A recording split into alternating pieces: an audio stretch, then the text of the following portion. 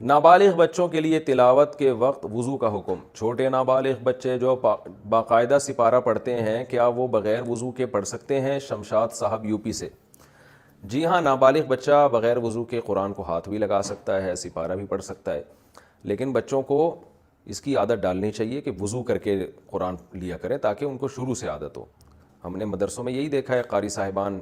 وہ چھوٹے بچوں کو بھی وضو کا پابند بناتے ہیں، ہم نے بھی دیکھا گھر میں والدین بچوں کو وضو کا پابند بناتے ہیں، تو یہ پابند بنانا چاہیے ان کو، لیکن بہرحال شرعاً اس پر واجب نہیں ہے۔ شادی شدہ بہن کو زکوٰۃ دینا۔ بہن کا شوہر کام نہ کرتا ہو، ساری زندگی قرضہ لے کر اور زمین و جائیداد گروی رکھ کر بہن کو پالا ہو، یعنی انہوں نے خود پالا ہے اپنی بہن کو، اب جب کہ ان کا ہاتھ خالی ہے تو کیا اس صورت میں زکوٰۃ کی رقم بہن کو بتلائے بغیر دی جا سکتی ہے؟ بنت معز الدین انڈیا سے۔ جی ہاں جی، بہن اگر غریب ہے واقعی تو اس کو آپ زکوٰۃ دے سکتے ہیں، ڈبل ثواب ہے اس میں، رشتہ داری جوڑنے کا بھی اور زکوٰۃ دینے کا بھی۔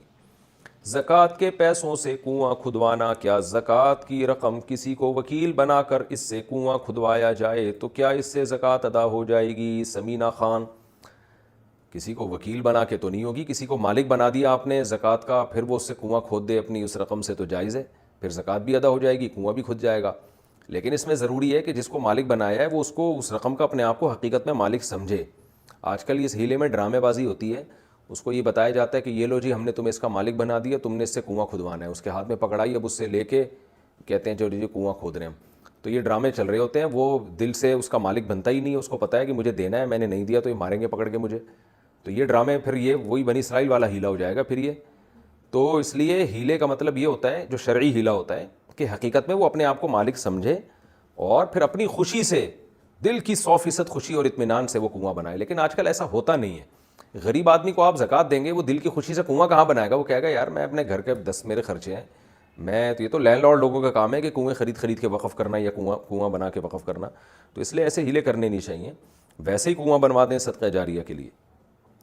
قرض لوٹاتے وقت خوشی سے زیادہ رقم دینا، کیا قرض دار کا قرض خواہ کو قرض واپس کرنے کے وقت اپنی خوشی سے کچھ اضافی رقم دینا شرعاً جائز ہوگا؟ عبداللہ صاحب 4 صدہ سے۔ نہ صرف جائز بلکہ باعث ثواب ہے، نبی صلی اللہ علیہ وسلم جب قرضہ لوٹاتے تھے تو بڑھا کے لوٹاتے تھے، تو اس میں کوئی حرج نہیں ہے، ثواب ہے، بلکہ حل جزاء الاحسان الا الاحسان، احسان کا بدلہ تو احسان ہے۔ البتہ اس میں 2 شرطوں کا لحاظ رکھنا ضروری ہے۔ پہلے سے اگر ایگریمنٹ کر لیا تو یہ سود ہو جائے گا کہ بھئی میں، آپ مجھے قرضہ دے رہے ہو تو میں بڑھا کے لوٹاؤں گا، تو یہ تو خالص سود ہے۔ دوسرا یہ کہ اگر آپ کے بارے میں لوگوں میں یہ بات مشہور ہو جائے کہ بھئی یہ جب بھی اس کو پیسے دیے جائیں تو یہ بڑھا کے ہی لوٹاتا ہے، اور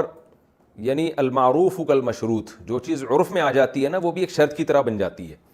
اب سب کو پتہ ہے کہ بھئی اس کو 1 لاکھ دیں گے تو یہ 1,05,000 ہی واپس کرے گا، اور آپ بھی اخلاقی طور پر اب اپنے آپ کو مجبور سمجھنے شروع کر دیا آپ نے کہ یار لوگوں میں مشہور ہے، اب میں نہیں دوں گا تو یہ بھی ایک بے شرمی کی بات ہوگی، لوگ مجھ سے امیدیں لگا کے بیٹھے ہوئے ہیں۔ تو جب یہ سٹیج آئے گی نا، یہ اسٹیپ آئے گا کہ آپ اپنے آپ کو مجبور سمجھنے لگیں اور لوگ بھی اسی لالچ میں آپ کو دینے لگیں، تو پھر یہ عمل بھی حرام ہو جائے گا المعروف کالمشروط کے قاعدے سے، کیونکہ جس چیز کا عرف ہوتا ہے تو زبان سے صراحتاً اس کی شرط نہ بھی لگائی جائے تو عرف خود بتا رہا ہوتا ہے کہ یہ پہلے سے شرط ہے کہ یہ پیسے دے گا تو بڑھا کے واپس، اس کو جب کوئی پیسے دیتا ہے تو یہ بڑھا کے واپس ہی کرے گا، تو اس سٹیج تک نوبت نہ پہنچنے دیں۔ تو اس لیے کبھی کبھار بڑھا کے نہ بھی دیا کریں تاکہ لوگ یہ نہ سمجھیں، اس لالچ میں نہ دینا شروع کر دیں کہ بھئی یہ ہمیشہ بڑھا کے واپس لوٹاتا ہے۔ باقی نارملی یہ جائز ہے کہ اگر کسی نے آپ پر احسان کیا،